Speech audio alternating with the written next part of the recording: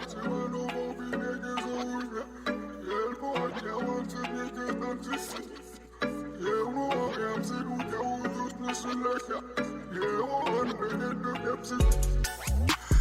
mean no disrespect, but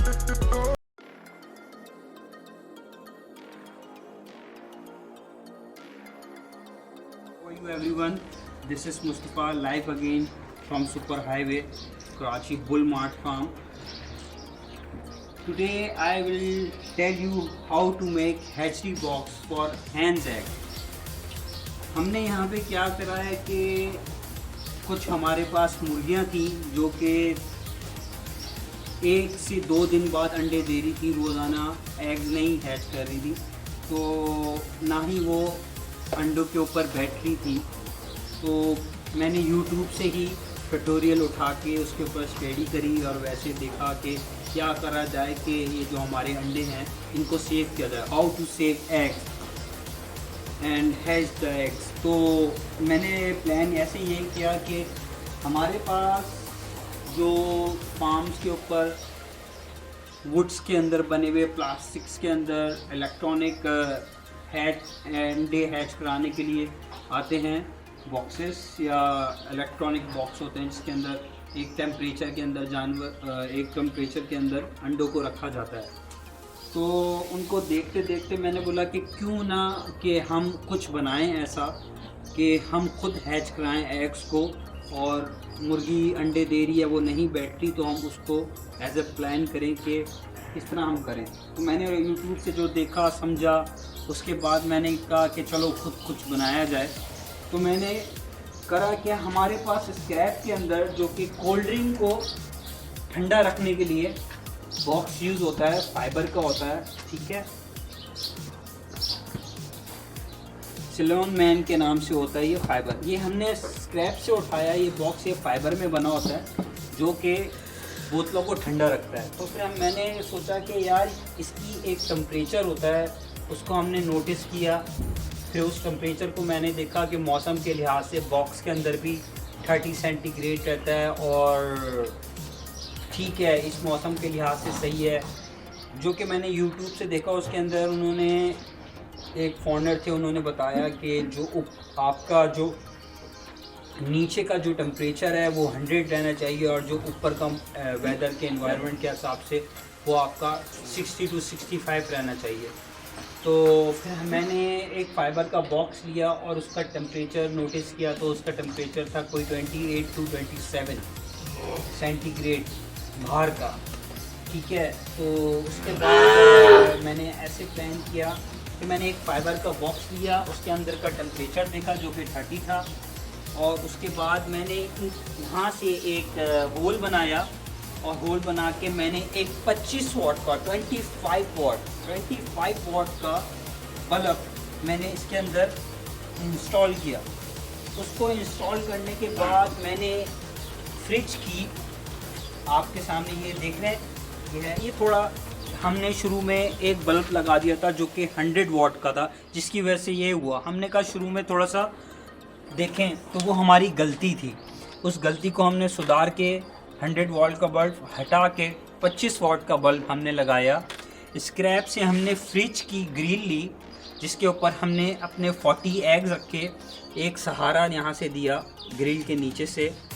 आपने करना क्या होता है कि आपने इस डब्बे के अंदर नमी पैदा करनी है। अब नमी पैदा करने के लिए आप एक बॉल लें और एक फोम ले लें, कोई भी किसी भी किस्म का फोम जो कि पानी को ऑब्जर्व करता हो, ठीक है। और आपने उस बॉल के अंदर फोम डाल के, पानी डाल के आपने डाल देना है, जिससे ये होगा कि वो पानी ऑब्जर्व करता रहेगा, पीता रहेगा फोम, और उससे एक नमी बनेगी बॉक्स के अंदर, बंद डब्बे के अंदर। If you close the box तो वहाँ पे एक नमी बनना शुरू हो जाएगी उस बॉक्स के अंदर। तो आपने करना क्या है कि ग्रिल रखी है आपने एक, उसके बाद आपने उसके सहारा दिया। ग्रिल से ये फ़ायदा है कि जब आपकी डिब्बे के अंदर एक नमी और एक गर्मी बनना शुरू होगी और उसको ऊपर रखेंगे ग्रिल को, और ग्रिल के नीचे से भी एक हीट बनती रहेगी, तो वो नीचे से एग्स को नीचे से भी हीट लगती रहेगी। आपके पास डिस्टेंस होना चाहिए कोई 2 इंचेस उस बॉक्स के अंदर एग्स ऊपर रहेंगे तो नीचे से और ऊपर से दोनों तरफ से हीट लगेगी। तो हमने थोड़े कॉटन बर्ड रखे ग्रिल के ऊपर, ठीक है, नीचे से स्पेस दिया 2 इंच का, और इसके ऊपर 40 अंडे रख के एक बॉल रखा, उसके अंदर फोम डाल के पानी रखा जो कि नमी के लिए हेल्प करेगा। 25 वाट का बल्ब लगाया फाइबर बॉक्स के अंदर, कोने पे एक साइड पे बॉल को रख दिया फोम के साथ, पानी के साथ, ग्रिल रख के उसके ऊपर 40 एग रख दिए। 40 एग्स के नीचे कॉटन बर्ड थोड़ी बहुत कि एक वो फीलिंग सी रहे, उसके अंदर गर्म ही रहे। और उसके बाद आपने करना क्या है, आपका जो इसके टेम्परेचर थर्मामीटर से आपने देखना है, एक इलेक्ट्रॉनिक टेम्परेचर थर्मामीटर ले लें, जो कि इसको जब आप बंद करें तो आप जैसे कि देख रहे हैं, करीब आएँ, अभी इसका जो टेम्परेचर है वो है 27। ये कम से कम 30 होना चाहिए, क्योंकि एक डब्बे की अंदर की जो हीट है, डब्बे की जो अंदर की हीट है वो होती है तकरीबन 30 सेंटीग्रेड है, जो कि आपके मौसम के लिहाज से हो रही होती है। तो आप इसके अंदर आप अपना 27 to 29 30 प्लस कर लें तो 60 हो जाता है। 60 आपने इसका एनवायरनमेंट उसका टेम्परेचर रखना है अंदर का, ठीक है। और जो बाहर का ऊपर का टेम्परेचर है वो आपने रखना है कम से कम कोई 80 to 90, क्योंकि जब आप गर्मियों में ये काम करते हैं तो वेदर वैसे ही तेज़ होता है, गर्म होता है, तो आपका जो टेम्परेचर है वो ऐसे ही हीट अप कर जाता है बहुत तेज़ी से, क्योंकि गर्मी भी होती है। तो आप अगर इसको 80 to 90 रखेंगे ऊपर वाले टेम्परेचर को, एफ पे जो कि आप देख रहे हैं एफ पे, वो है आपका टेम्परेचर 80 to 90 लेके जाए। ये तो अभी लाइट हमने अभी ऑन करी है तो इसकी वजह से ऐसा रहा है, तो हम इसको 90 लेके आएंगे। और सेंटीग्रेड को, जो गर्मी के सेंटीग्रेड को हम लेके आएंगे 30, अभी 27 हो रहा है। जिस तरह ये अभी कोई 1 घंटे के अंदर या आधे घंटे के अंदर ये 30 हो जाएगा, उसके ऊपर ये नहीं जाएगा। आपने 25 वाट का बल्ब ही लगाना है, चाहे वो एनर्जी, हमने तो एनर्जी सेवर यूज़ किया है, एनर्जी सेवर की इतनी हीट हो जाती है कि ये 30 तक आराम से आ जाता है। तो आपकी कोशिश यही करनी है एनर्जी सेवर यूज़ करें। बल्ब की हीट बहुत ज़्यादा है, मैंने जो देखा कि बल्ब की हीट इतनी हो जाती है, चाहे आप 10 वाट का बल्ब लगा लें, आप 25 वाट का, मगर आपने उसको एक पूरा दिन छोड़ दिया या आधा दिन छोड़ दिया, वो भी हीट कर जाएगा बहुत ज़्यादा, उसका टेम्परेचर रेज हो जाता है, आपको पता नहीं चल पाता। एनर्जी सेवर का जो बल्ब है, जो कि ऑरेंज कलर में है, वो आपको फ़ायदा ये देगा कि उसकी हीट इतनी नहीं जाएगी ऊपर, ना ही ऊपर नीचे डिस्टर्ब नहीं करेगी आपको। एक कंसीडर हीट एक टाइम पे आके ना वो वहीं तक रुक जाएगी। तो इसके अंदर मुझे एनर्जी सेवर के बल्ब से फ़ायदा ये हुआ है कि वो 30 से ऊपर नहीं जाता, 29, 28, 30 से ऊपर उसकी हीट जाती नहीं है। पूरे दिन में एक बार आपने रेस्ट देना है, लाइट ऑफ कर दें उसको, लाइट ऑफ करके एक दिन 1 घंटा 2 घंटा उसको लाइट को बंद कर दें, ताकि क्योंकि जब मुर्गी भी अपने अंडों से उठती है तो थोड़ा सा वॉक करना ये वो होती है वो थोड़े उसके लिए, तो आपको थोड़ा सा स्पेस देना पड़ता है, टाइम स्पेस देना पड़ेगा। उसके बाद आप इंशाल्लाह ताला, इससे पहले हुआ ये कि मैंने इससे पहले भी ये एक्सपेरिमेंट किया था, जिससे मेरे पास 14 बच्चे अंडे से बाहर आए हैं, वो भी मैं आपको अभी दिखाता हूँ। ओके, चलें आए आपको वहाँ लेके चलें।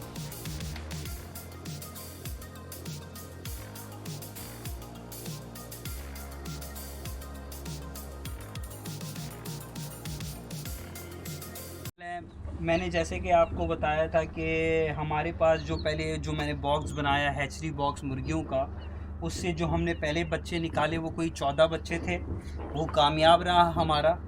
बाकी आपके सामने हैं, ये हमारे पास इस टाइम 10 बच्चे हैं, जिसके अंदर आप करीब से देख सकते हैं। ये हमारे पास 2 नस्ल के बच्चे हैं, जिसमें से चाइनीज़ और देसी मुर्गी दोनों मिक्स हैं, क्योंकि हमारी जो मुर्गियां हैं वो अंडों पे बैठती नहीं हैं। तो उन अंडों पे ना बैठने की वजह से मैंने जो प्लान किया, हैचरी बॉक्स बनाया, उसमें मैंने कोशिश की कि शायद मैं कामयाब हूँ, मगर अल्लाह रब्बुल इज़्ज़त ने इज़्ज़त रखी यहाँ पे और वो हैचरी बॉक्स कामयाब हुआ। उस हैचरी बॉक्स के बाद से हमारे पास 14 बच्चे आए, जिसमें से 4 बच्चे सरवाइव नहीं कर सके, मगर 10 बच्चे आपके सामने अभी ये बच्चे हो रहे हैं माशाल्लाह से 2 महीने के, आपके सामने हैं माशाल्लाह से, आप देख सकते हैं। यहाँ से अंदर से आपको मैं कैमरे से दिखाता हूँ, ये 2 महीने के बच्चे हो रहे हैं।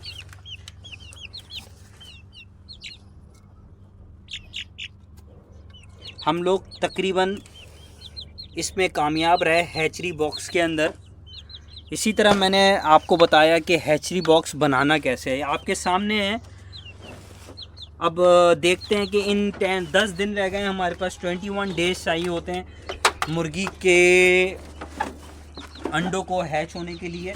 अब इंशाल्लाह ताला अगले 10 दिन में जो 40 अंडे हमने उस बॉक्स में रखे हैं, उसमें से कितने अंडे में से बच्चे बाहर आते हैं वो पता चल जाएगा। और आपको मैं ज़रूर इंशाल्लाह दिखाऊंगा कि जैसे ये हमारे पास 10 बच्चे सरवाइव कर गए और कामयाब हुआ हमारा वो प्लान, और इसी तरह दोबारा मैं आपके सामने लेके आऊँगा हैचरी बॉक्स जो कि हमने वहाँ कामयाब किया। आपने जो सबसे ज़्यादा ख्याल रखना पड़ता है दवाइयों का, इनका बहुत छोटी बहुत चीज़ें होती हैं। दवाइयाँ, हर चीज़ को बड़ा ऑर्गेनाइज दवाइयों में बेसिकली दवाइयाँ आपकी 1-2 आपने वैक्सीनेशन ज़रूरी है आपकी, चाहे वो बकरे हों, चाहे वो गायें हों, चाहे वो मुर्गियाँ हों, चाहे वो एग्रीकल्चर साइट का क्यों ना हो जहाँ पे आपने स्प्रे करना होता है मक्खियों से पौधों को और वेजिटेबल्स को बचाना होता है। दवाइयाँ ज़रूरी हैं। ऐसा नहीं कह रहा कि मैं दवाइयाँ आप हर वक्त की उनकी ताकत के लिए, हम लोग टोटल अपने जानवरों को किसी भी किस्म का ऐसी वैक्सीन या ऐसा फार्मूले नहीं चलाते जिससे वो बहुत यूज हो जाए, क्योंकि वो सही नहीं होता। उससे जानवर डैमेज बहुत होता है फ्रॉम इनसाइड, उसका फ़ैट बढ़ता है, चर्बी के अंदर गुब्बारे बनते हैं, बहुत सारे मसले मसाइल होते हैं। लोग इस चीज़ को नहीं समझते। मैं आपको बताऊं, जो आपका बेस्ट तरीका है वो यही है कि आप कोशिश करें कि 3 से 4 किस्म की वैक्सीन रखें। स्किन वैक्सीन रखें, खुरों की और मुंह से जो होती है मुंह खुर बीमारी उसकी वैक्सीन रखें, बॉडी वैक्सीन पूरी रखें, बालों की वैक्सीन रखें। ठीक है, आपको कोई किसी किस्म की दवाइयाँ बड़ी हैवी यूज़ ना करें, कुछ जानवर को बड़ा बना देती हैं, वो नुकसान देंगी।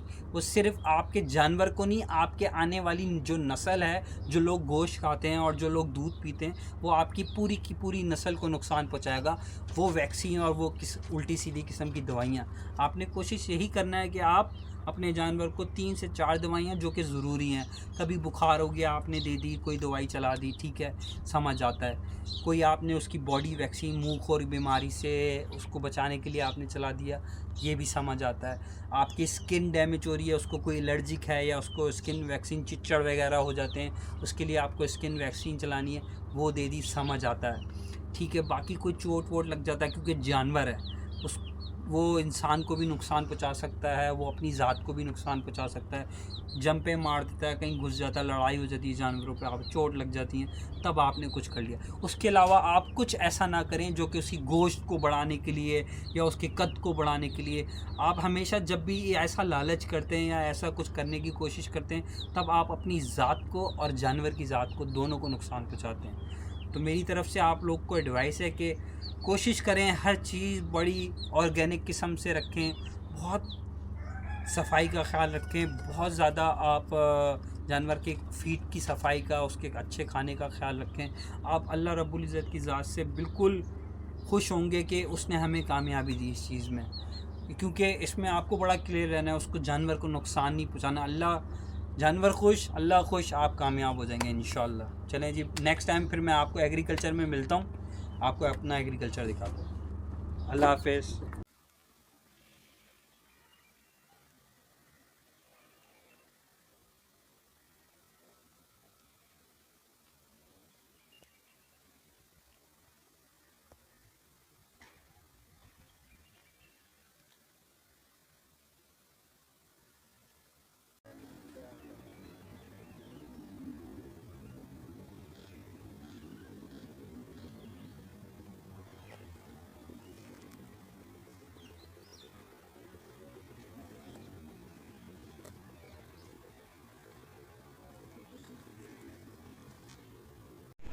बिस्मिल्लाहिर्रहमानिर्रहीम, अस्सलाम वालेकुम।